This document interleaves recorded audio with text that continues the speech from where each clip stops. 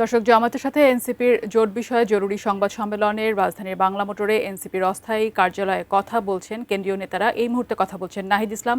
সরাসরি চলে যাচ্ছি সেখানে। সিদ্ধান্ত নিয়েছি।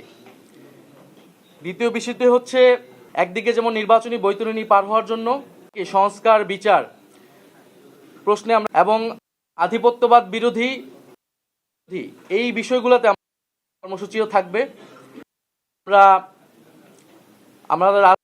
আমরা মনে করছি এই বাংলাদেশকে রক্ষা করতে সমমনা 8 দলের প্রেস ব্রিফিং থেকে আপনারা জানতে পেরেছেন। আমরা আগামীকাল আমাদের যে প্রার্থীর বিষয়টা আছে সেটা আমরা চূড়ান্তভাবে আপনারা ঘোষণা দিব এবং সমঝোতায় আমাদের যে প্রার্থী তারাই নমিনেশন ফর্ম জমা দিবেন এবং সারা বাংলাদেশে আমরা একত্র নির্বাচনে অংশগ্রহণ করব এবং জাতীয় নাগরিক পার্টি এবং তাদের সহযোগী সংগঠন করবে এবং যেখানে আমাদের প্রার্থী থাকবে না সেখানে অন্য যারা প্রার্থী থাকবেন এই সমঝোতা তাদেরকে সহায়তা করবেন, তাদের পক্ষে ক্যাম্পেইন করবে।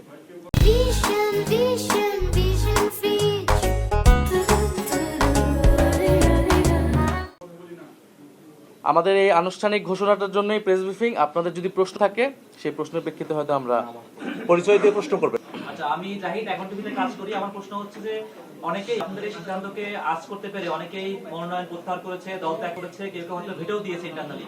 এটা কি মনে হয় আপনাদের মধ্যে এনসিপির মধ্যে একটা ফ্র্যাকশন হয়ে গেল, একটা ভাঙনের সুর কি আমরা দেখতে পাচ্ছি এর মধ্যে? আমরা জাতীয় নাগরিক পার্টি এনসিপির